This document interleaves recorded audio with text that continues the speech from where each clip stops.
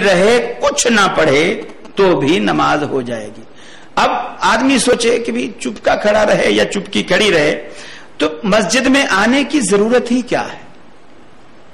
مسجد میں آنے کی ضرورت ہی کیا ہے؟ مولوی صاحب کی ہر بندہ وظیفہ باندھ دے, 500 روپیہ مہینہ میں دیا کروں گا, میری طرف سے تو نمازیں بھی پڑھے آنا, روزے بھی رکھے آنا, دعا بھی کرے آنا, مجھے گھر بیٹھے ثواب ملتا رہے گا. آخر اس کی کیا ضرورت ہے؟ یہ جو چیز ہے کہ ہم نے یہ جو کام کر لیا اس میں کیا حرج ہے؟ اسی طرح کھانا سامنے آیا, ہم نے اس پر سورہ فاتحہ پڑھ لی, سورہ اخلاص پڑھ لی, سورہ یاسین پڑھ لی, سورہ مزمر پڑھ لی, سورہ مدثر پڑھ لی, اس میں کیا حرج ہے؟ میں آپ سے عرض کروں, رسول اللہ صلی اللہ علیہ وسلم عید کا خطبہ دے رہے ہیں, قربانی کی عید ہے. آپ سے کہا گیا کہ اللہ کے رسول فلاں فلاں فلاں شخص نے عید کی نماز سے پہلے قربانی کر لی, فلاں فلاں شخص نے عید کی نماز سے پہلے قربانی کر لی ہے. آپ نے فرمایا انہیں کہو دوبارہ بکرا خریدیں اور دوبارہ قربانی کریں, اس لیے کہ میرا طریقہ عید کی نماز پڑھنے کے بعد قربانی کرنے کا ہے. اب میں آپ سے پوچھتا ہوں, وہ صحابی رسول ہیں جنہوں نے عید کی نماز سے پہلے قربانی کی ہے وہ بھی صحابی رسول ہیں, اور جنہوں نے عید کے بعد قربانی کی ہے وہ بھی صحابی رسول ہیں. جنہوں نے پہلے کی ہے انہوں نے بھی اللہ کے لیے کی ہے, جنہوں نے بعد میں کی ہے انہوں نے بھی اللہ کے لیے کی ہے. جنہوں نے پہلے کی ہے اسی 10 ذی الحجہ کو اسی دن کی ہے, جنہوں نے بعد میں کی ہے انہوں نے بھی 10 ذی الحجہ کو اسی دن کی ہے. فرق صرف 2 رکعت نماز کا بیچ میں ہے. اس 2 رکعت نماز پر ٹائم کتنا لگتا ہے؟ اگر بہت پوری لمبی سورہ غاشیہ اور سورہ سبح اسم ربک الاعلی جو آپ کا اکثر معمول تھا, یہ عید کی نماز میں جمعہ کی نماز میں پڑھا کرتے تھے, اگر یہ مکمل بھی پڑھیں تو 10-12 منٹ سے زیادہ وقت نہیں لگتا. اب اسی ایک ہی دن میں دونوں صحابی ہیں, 10-12 منٹ پہلے جس نے قربانی کر لی اس کی قربانی برباد, اور جس نے 10-12 منٹ بعد میں قربانی کی اس کی قربانی کھاتے میں لگی. کیوں؟ یہ فرق کس چیز کا ہے؟ فرق صرف یہی ہے, جس نے پہلے کی اس نے محمد رسول اللہ صلی اللہ علیہ وسلم کے طریقے کے خلاف کیا, اور آپ کے طریقے کے خلاف ہونا ہی اس کے غیر مقبول ہونے کی دلیل. اور جس نے آپ عید کی نماز کے بعد قربانی کی اس نے محمد رسول اللہ صلی اللہ علیہ وسلم کے طریقے کے مطابق کی, اور آپ کے طریقے کی موافقت میں ہونا ہی اس عمل کے قبول ہونے کی علامت اور دلیل ہے. آپ یہی کوشش کیجیے, آپ نے حکم بھی یہی کیا. نماز کے بارے میں بھی دیکھو آپ یہی حکم ہے, صلو کما رأیتمونی اصلی, نماز اسی طرح پڑھو جس طرح تم نے مجھے پڑھتے ہوئے دیکھا ہے. عید کا میدان ہے, اللہ کے رسول تشریف فرما ہے, صحابہ کرام بیٹھے ہیں, لوگوں کا انتظار ہو رہا ہے. گھڑیاں نہیں ہوتی تھی, کسی کو وقت نہیں دیا جاتا تھا کہ جی 9 بجے عید کی نماز کھڑی ہوگی, 8 بجے کھڑی ہوگی. بس لوگ جب آ گئے, پنڈال بھر گیا تو عید کی نماز پڑھا دی. اللہ کے رسول بیٹھے ہیں, صحابہ بیٹھے ہیں, وضو سے بیٹھے ہیں. ایک صحابی کے دل میں خیال آیا کہ یار یہ عید کا دن جو ہے یہ بڑا مبارک دن ہے اور مسلمانوں کے لیے بڑا خوشی کا دن ہے, اور اس دن اللہ رب العالمین بھی اپنے بندوں سے راضی ہوا ہوتا ہے. چونکہ رمضان کے روزے رکھ کر بندہ جب عید کے دن آ بیٹھتا ہے تو وہ ایسے لگتا ہے جیسے پورا مہینہ اس نے مزدوری کی ہے اور آج اللہ کے دربار میں مزدوری لینے آیا بیٹھا ہے. تو تھوڑا سا اس نے بے صبری کا مظاہرہ کیا کہ میں کیوں نہ مزدوری تھوڑی سی پہلے لے لوں یا تھوڑی سی زیادہ لے لوں. کھڑے ہو کر اس نے اللہ اکبر کہہ کر نفل پڑھنے شروع کر دی. حضرت علی رضی اللہ تعالی عنہ اٹھے, اسے کہا بھائی یہ تو نے کیا پڑھے ہیں؟ میں نے نفل پڑھے ہیں. کہا مجھے ڈر ہے, ترمذی کی حدیث ہے, کہا مجھے ڈر ہے کہ کہیں یہ نفل تجھے دوزخ میں نہ لے جائیں, کہیں یہ نفل تجھے دوزخ میں نہ لے جائیں. اس لیے کہ محمد رسول اللہ صلی اللہ علیہ وسلم کا جو طرز عمل ہے, آپ عید کے میدان میں آنے کے بعد نہ عید سے پہلے اور نہ عید کے بعد کوئی نفل نہیں پڑھتے تھے. تو اللہ کے رسول سے آگے بڑھتا ہے. لا تقدموا بین یدی اللہ ورسولہ, اللہ اور اس کے رسول سے آگے نکلنے کی, آگے بڑھنے کی کوشش نہ کرو. اب وہ نفل ہے, صحابی رسول ہے پڑھنے والا, عید کا دن ہے, وضو سے پڑھ رہا ہے, قبلہ رخ پڑھ رہا ہے, اور اسی طریقے پر پڑھ رہا ہے جو رسول اللہ صلی اللہ علیہ وسلم کا طریقہ ہے.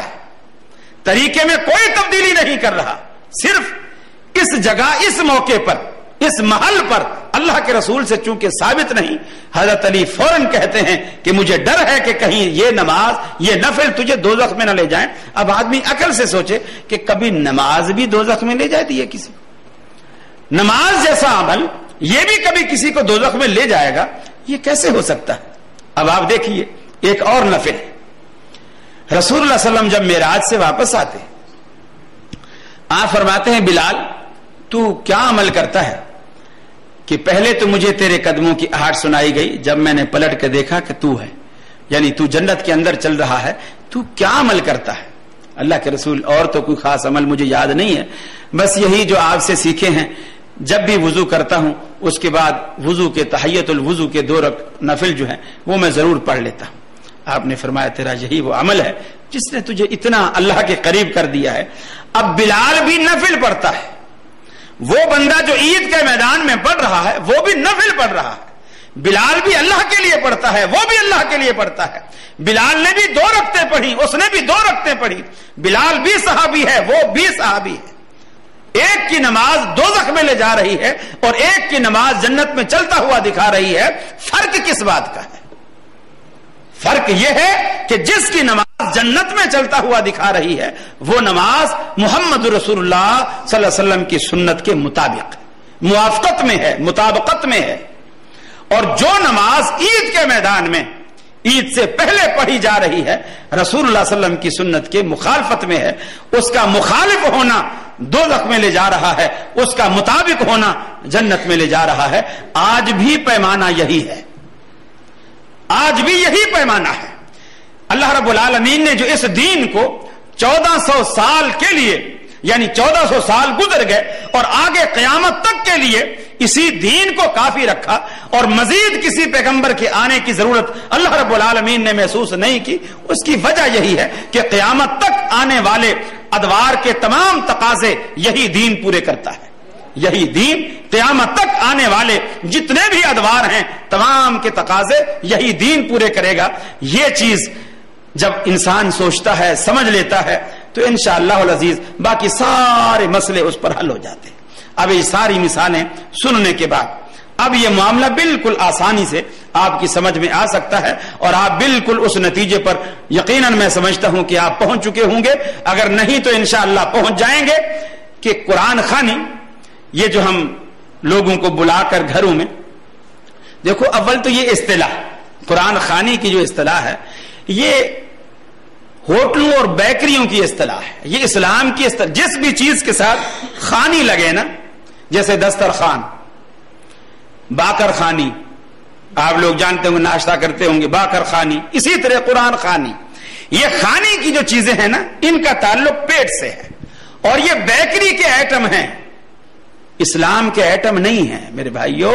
قرآن خوانی بھی بیکری کا آئٹم ہے، اور میں دعوے سے کہتا ہوں آپ کسی بھی بدعت میں سے کھانا نکال دیجئے، کسی بھی بدعت سے کھانا نکال دیجئے، اور اس کے بعد دیکھیے کتنے علماء ہیں جو آپ کو فتویٰ دیں کہ 11ویں بھی کرو، آپ کو فتویٰ دیں ربیع الاول بھی بناؤ، یہ بھی سب کچھ ختم ہو جائے گا یار۔ صبح سے دوپہر تک بندر روڈ پر جلوس نکال کر دھوپ میں ہم کھڑے رہیں اور پھر دوپہر کو کھانا بھی گھر میں جا کے کھائیں، تو پھر ایسے جلوس کا کیا فائدہ؟ یہ ساری چیزیں خود بخود ختم ہو جائیں گی، خود بخود ختم ہو جائیں گی۔ ہر چیز کی جو اصل انتہا ہے وہ اس کا نتیجہ ہے وہ پیٹ پر ہی آ کر کے ختم ہوتا ہے۔